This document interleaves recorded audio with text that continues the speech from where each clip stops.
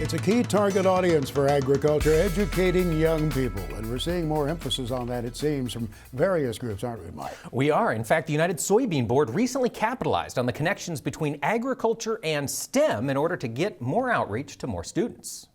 We work on both communication and education, but as a former ag teacher, I certainly have a soft spot in my heart for our education outreach. And I had a chance to work with one specific program just this past month, and that was a program called Nourish the Future.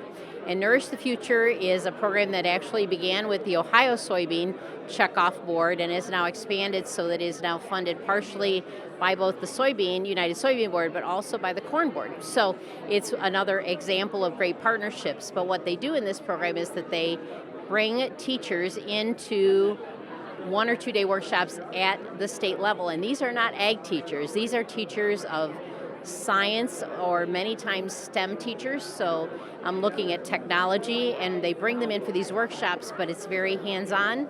And they use agriculture to help them understand how to teach science concepts. So it's not an add-on for them. It's really just you need to understand how much science there is in agriculture. So they'll have them make biofuels by using soybeans. They'll have them use a basic soil texture triangle to help them understand more about proportions and percentages. There is just so many different things that they can do, help them understand how fertilizers work and what what we use to what a resistant weed is. Those kinds of things can be used to teach everything from genetics to physics to chemistry.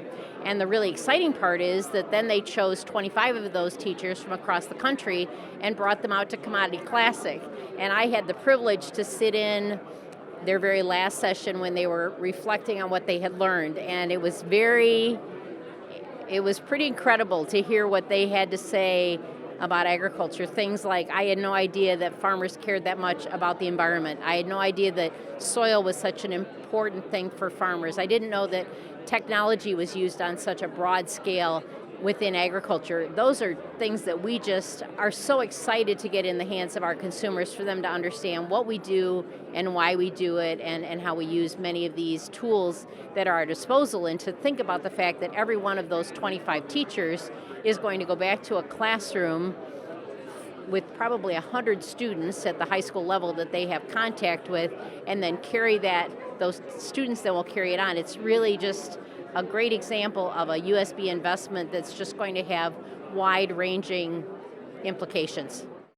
That was Laurie Isley, who works with the United Soybean Board. She is a soybean producer from Michigan. Max? Yeah, the educators can make a difference. I was in a classroom in very urban Chicago a few years ago where the teacher was in the Ag in the Classroom program. And it was so interesting to see what those students had already learned from her. Fascinating. It's a very important program.